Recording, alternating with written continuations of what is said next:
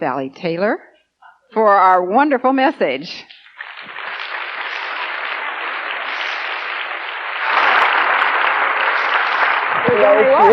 Bless you. She says she called me the Sallye Taylor because there's only one. My mama says she's glad. Because she was the one who had to raise me.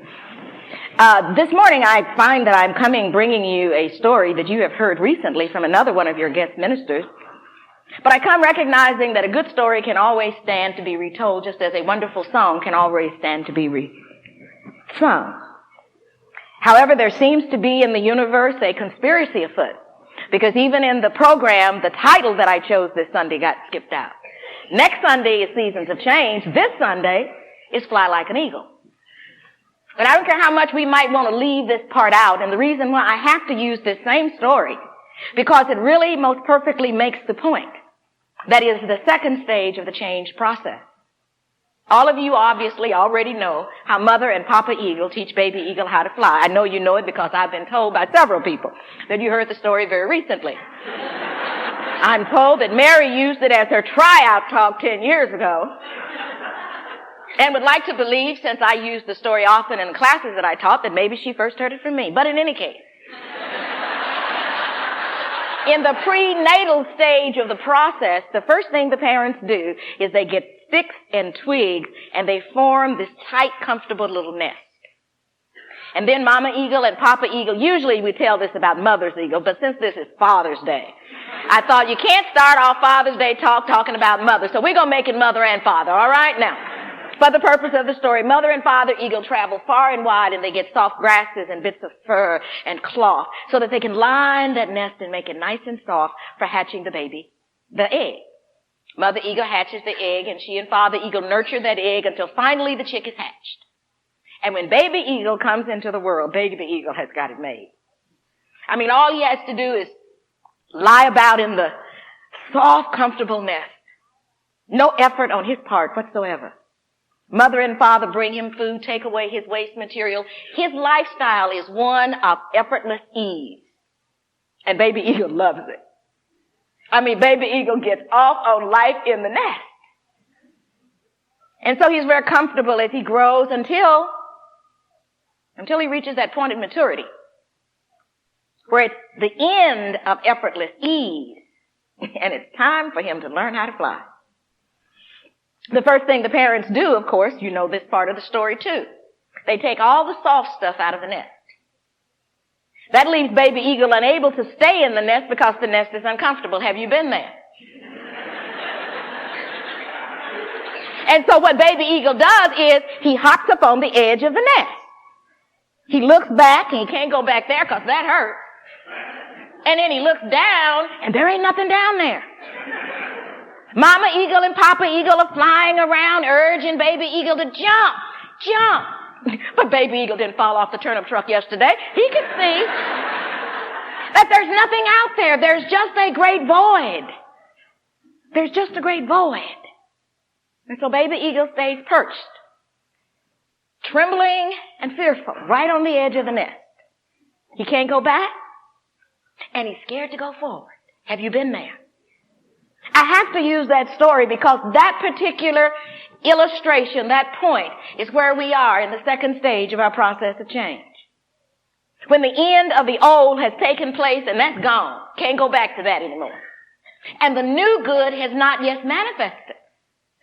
As it relates to our church life here, no one in this room knows who the next minister of Unity Church of Overland Park, senior minister, is going to be. The new minister may not even know. I would be willing to bet you when that all is worked out and we ask that minister, what were you doing on such and such a Sunday in June? And that minister may not even know today that God is getting ready to move him or her. Do you hear what I'm saying?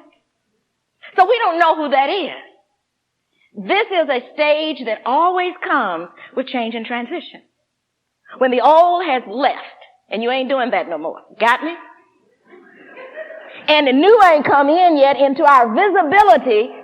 And what is left in between feels and looks like a void, a wilderness, a famine, an absence of the demonstration in the hour of the good we would have.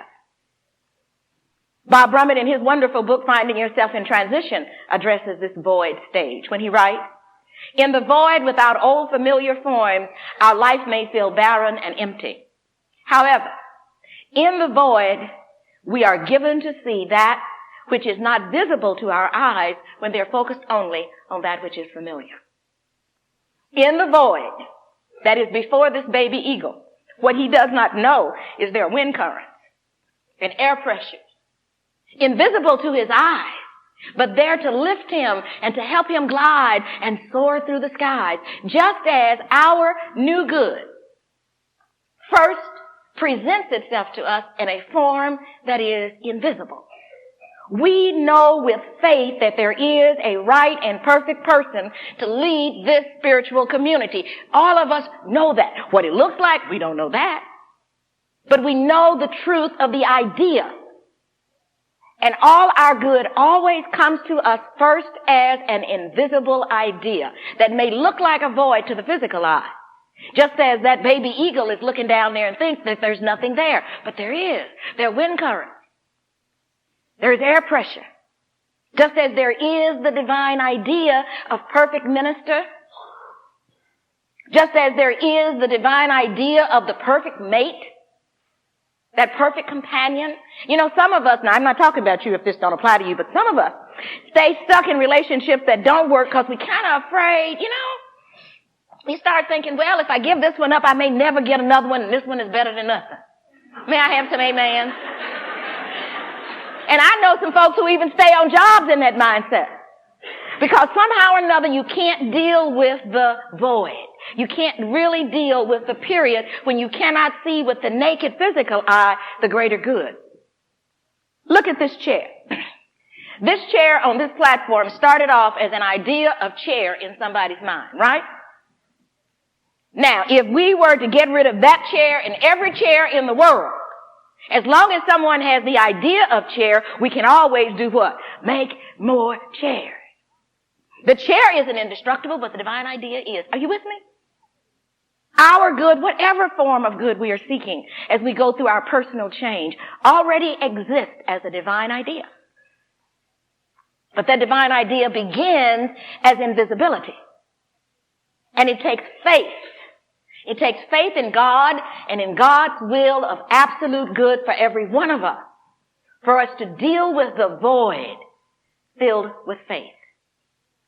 Faith is the only thing that will keep us or get us from hovering like that baby eagle, always on the edge of change.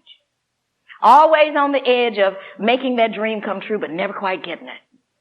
Always on the edge of demonstrating that prosperity, but never really getting the cash flow. Always on the edge. It takes faith.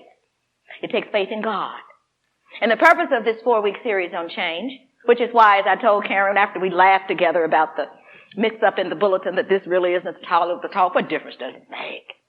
We'll call next week's Season of Change 2 and boogie right along. Ain't that fine with you? If you see one that says Seasons of Change and it doesn't say anything, you know that's the talk about the eagle.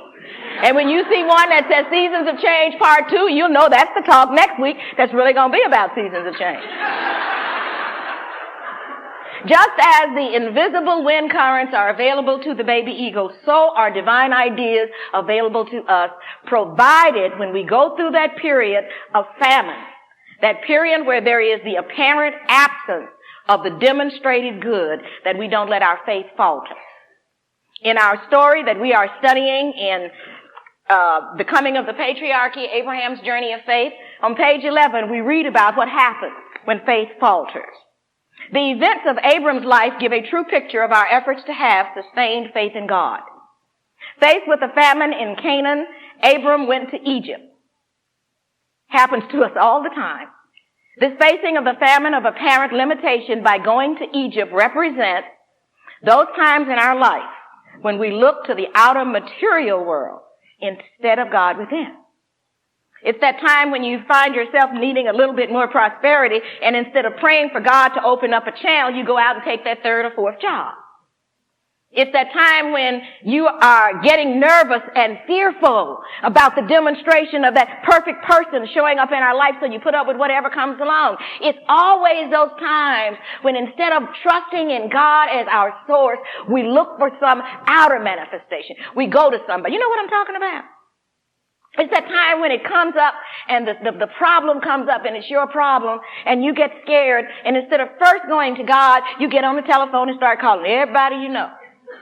Ooh, girl, I got a problem. And by the time you tell 15 people, you got a bigger problem than you started out with. May I get an amen? You see, those times of doubt and question and confusion are a part of the process. Let me repeat that because that's important. Those times of doubt, questions, and confusion are just a part of the process. Not only did Abram, and at this point he's Abram and she's Sarai, not only did they go down to Egypt, let me tell you what he did when he was down there. He sold his wife. You see, although she was... Amen. All right.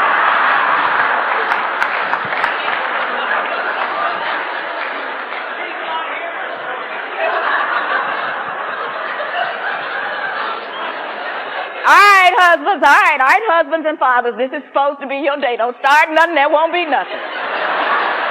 May I get amen from the ladies? You see, the way the story goes in Genesis, although Sarai was past the age of bearing children, so we would say she was in her mature years, she was so beautiful, he was afraid that if Sarai saw his wife and wanted his wife, he would kill him, Abraham, to take her. So he sold her up front. The same way we sell out our spiritual principles every time. You know what I'm talking about. Come on, nod your head.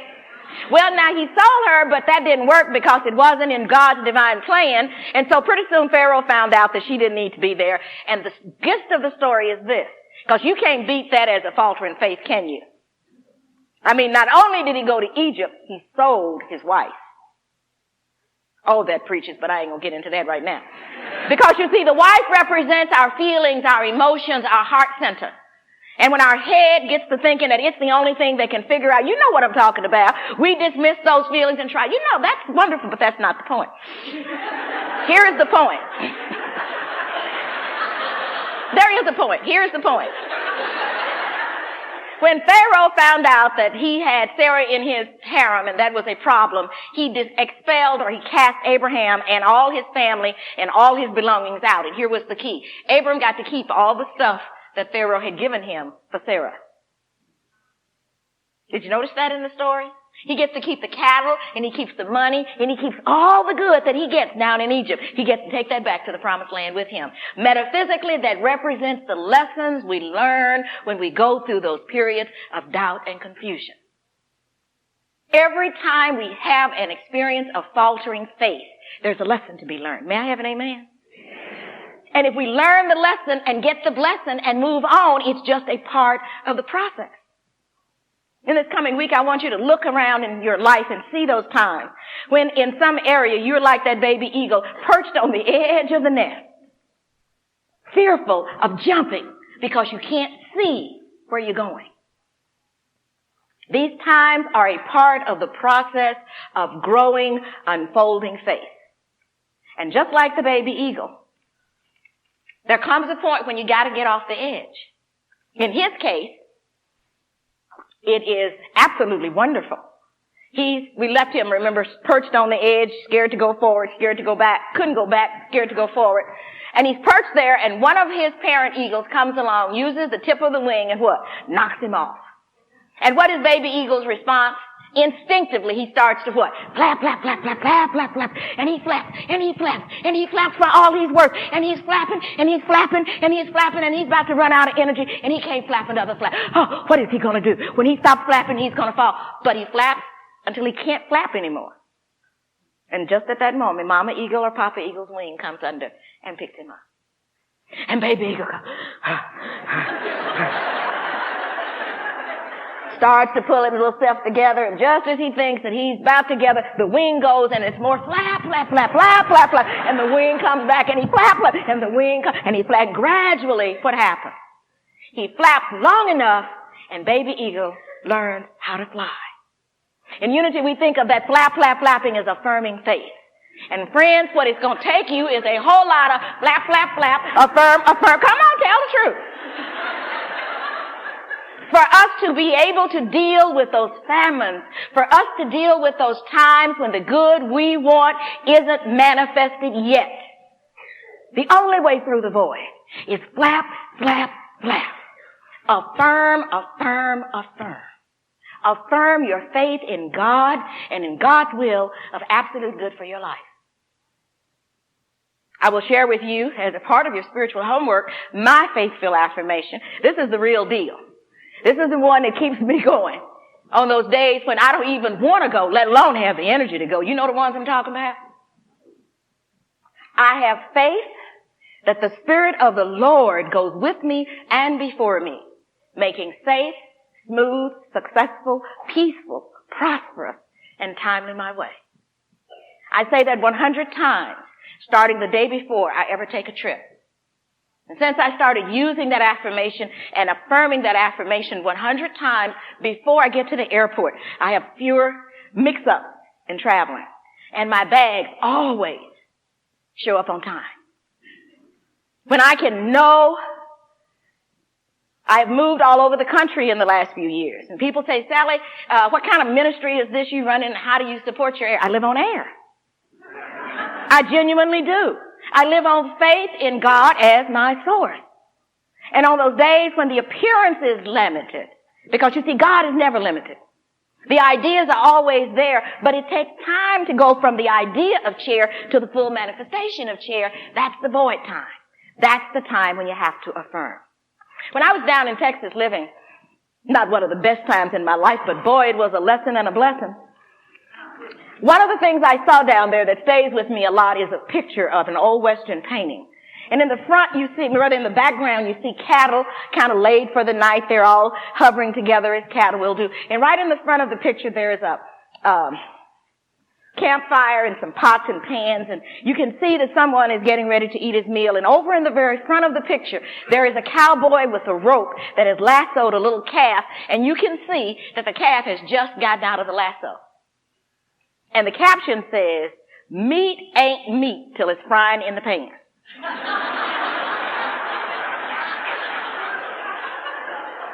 The point I want to make with that is faith is not faith until it is experienced and demonstrated in our life.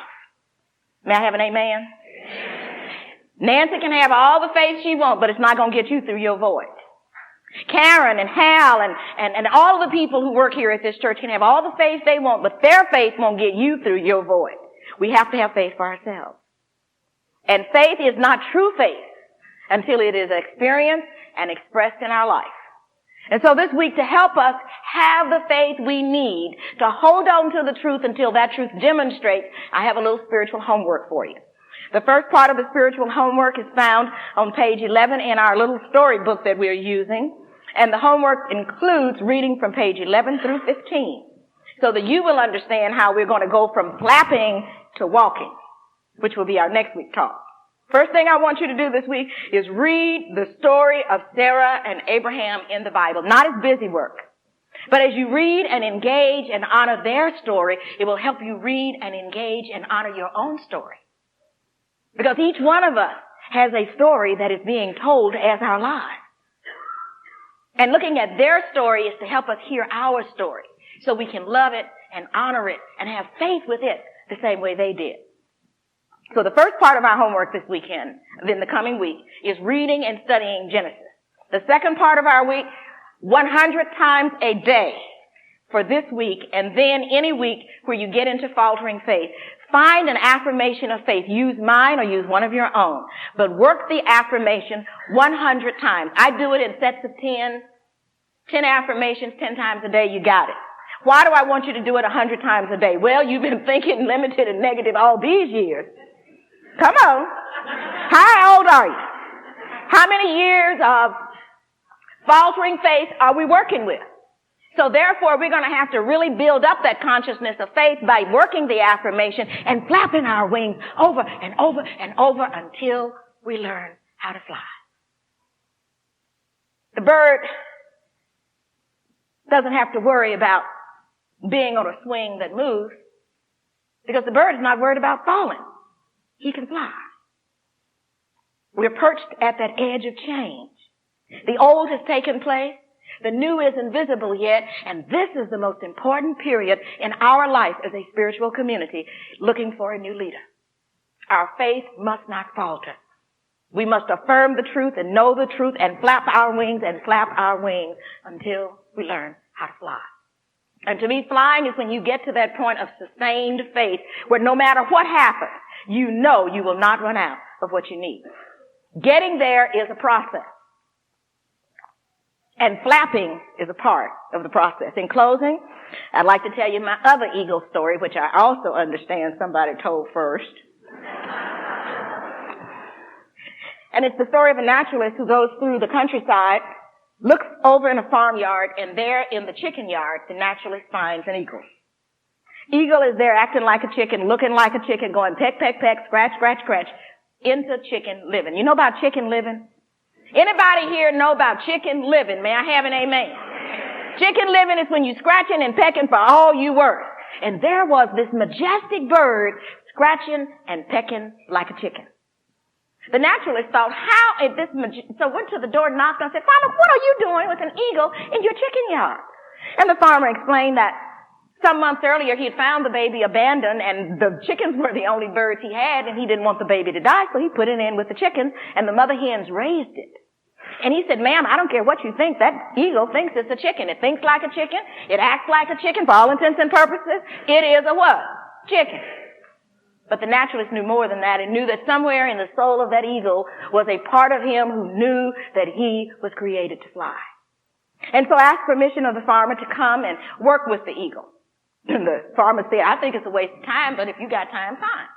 So every day the naturalist would come to the chicken yard. She'd pick that baby eagle up. She'd carry it up to the top of the hill, and she would say, you are an eagle. Fly like an eagle. And every day the eagle would look up, look down, hop down, and go back to the chicken yard. But every day, she came back again, and she picked up that eagle, and she lifted that eagle in the sky, and she said, you are an eagle. Fly like an eagle. And time again, the eagle hopped down and went back to chicken living. But one day, something in the eagle heard. And instead of shaking his head and jumping down, he twisted his little tail feather, he flapped his wing, and he took off and he soared. People don't know if the eagle has come back to visit in the chicken yard with the mother hens and the papa roosters that raised him. But we do know that eagle has never gone back to chicken living. Friends, we may find ourselves in the coming void into some chicken living. Come on, tell the truth. I just don't want you to turn it into a chicken living party. When you find yourselves being tempted to chicken living, I want you to flap your wings and flap your wings and flap your wings until you learn how to fly. God bless you.